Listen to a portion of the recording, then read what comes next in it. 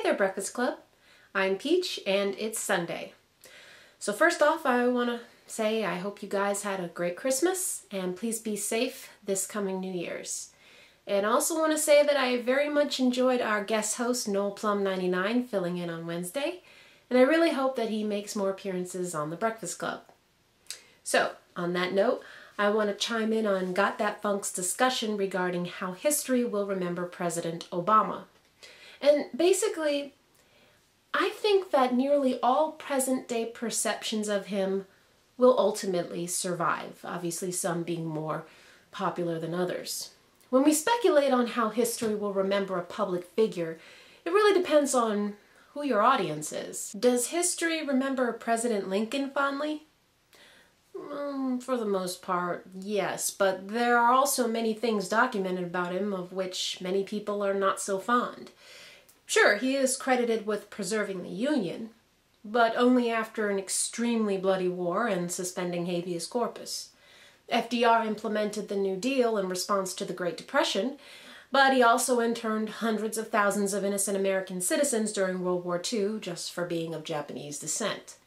Or even Ronald Reagan, who is far more recent, is remembered quite differently depending on who you talk to. The Republican Party practically worships the man as a god, while others are more likely to think of Iran-Contra, the savings and loan tax code changes, the multiple EPA scandals, and Reagan ignoring the AIDS epidemic. So there will be plenty of people who will remember Obama quite fondly, and there will be those who are utterly convinced that he's been the worst president, although I can't for the life of me see what people base that upon. Personally, I will remember Obama as the president who has taken more shit than any other president in recent memory, even more than Clinton, and he was impeached. A lot of it is bigotry, the fact that he's black and the nonsense about him not being a native-born citizen and a secret Muslim terrorist who wants to take everyone's guns. But most of it comes from the right-wing media like Fox News from the get-go. Terrorist fist jab, anybody?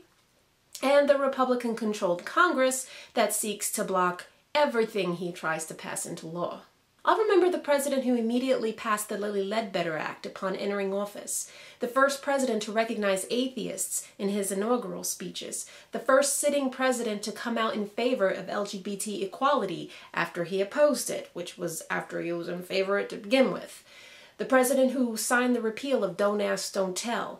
The president who helped bring our country out of yet another recession by passing several economic stimulus acts, which has resulted in needed economic growth and a significant decrease in unemployment rates. The president who helped overhaul our fucked up healthcare system by implementing the Affordable Care Act, which has been challenged only to be upheld by the Supreme Court multiple times.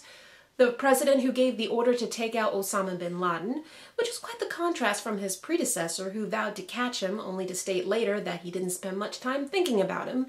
The president who publicly scolded the sections of Congress who block any attempt to expand background checks and basically any common sense when it comes to firearm sales, despite the obscene amount of mass shootings that occur every year in this country.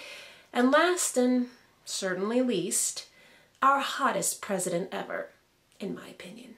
Now, if there are any negatives that I have for Obama's legacy, it would be not pulling out of Afghanistan and his liberal use of drone strikes, which have injured and killed scores of non-combatives. I have yet to hear an argument that has convinced me of the ends justifying the means on that one. And then there's Guantanamo Bay, which Obama promised to close, only to find out that Congress just won't let him. I'm sure there'll be plenty of folks in the comments section who may agree or mostly disagree with my assessment, so get the typing. And that's all from me today. Be sure to subscribe to the Breakfast Club channel if you haven't already. That's youtube.com/c/The Breakfast Club channel. Give this video a thumbs up, and I will see you all here next Sunday. Paul, you are up next, and we will see you tomorrow.